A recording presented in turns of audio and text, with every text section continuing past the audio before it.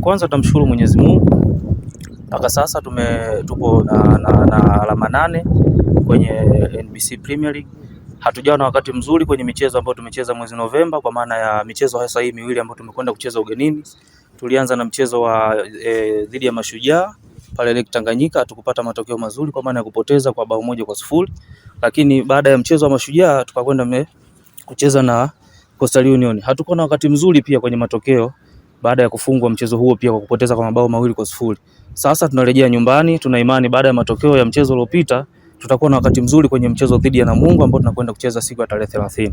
Kuna moment mbili. Kuna moment ya furaha, lakini pia kuna moment ya huzuni. Hakuna kitu kibaya kama mnapata matokeo mabaya, huwezi kuwa na moment ya furaha.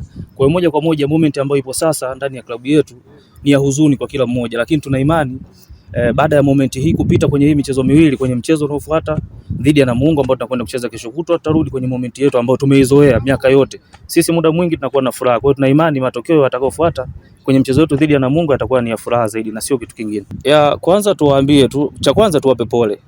Nasema tujipe pole sisi sote mashabiki wa klabu ya Mbeya City, kwa sababu hatujawa na wakati mzuri hasa kwenye trend ya matokeo ambayo tumeyapata hivi karibuni. Kwa hiyo kwenye mchezo unaofuata dhidi ya Namungo ni waombe tu mashabiki wetu.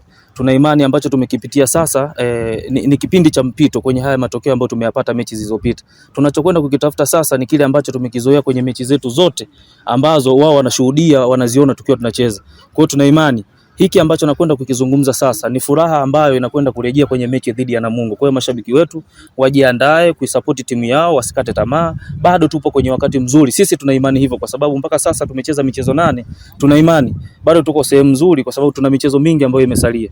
Kwa hiyo kwenye mchezo wetu dhidi ya Namungo tuna imani furaha yetu tunakwenda kuirudisha. Tunairudisha vipi bila hao mashabiki? Kwa hiyo ni ombi langu kwamba wajitokeze kwa wingi kuja kusupport timu yao siku ya tarehe 30 kwenye mchezo dhidi ya Namungo.